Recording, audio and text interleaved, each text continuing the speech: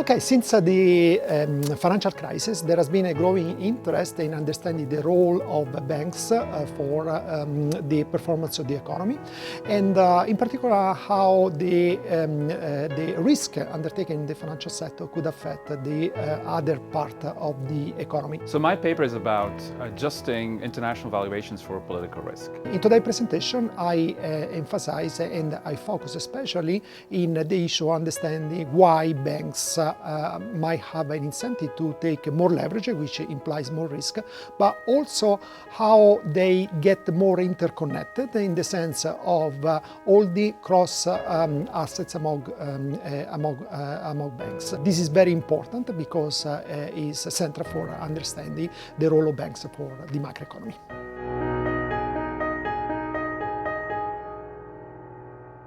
Imagine an example. Suppose a Spanish company wants to buy a plant in Venezuela. What will it do? It will figure out the expected cash flows, discount it to the present, and compare that present value with the price of the plant. If the present value is higher than the price, they will actually buy the plant in Venezuela.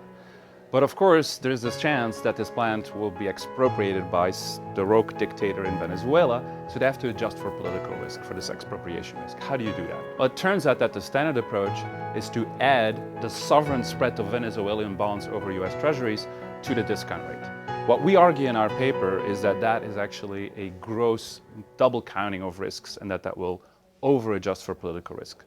And the reason is very simple. These sovereign bonds are priced in global markets, so they're affected by global risk conditions.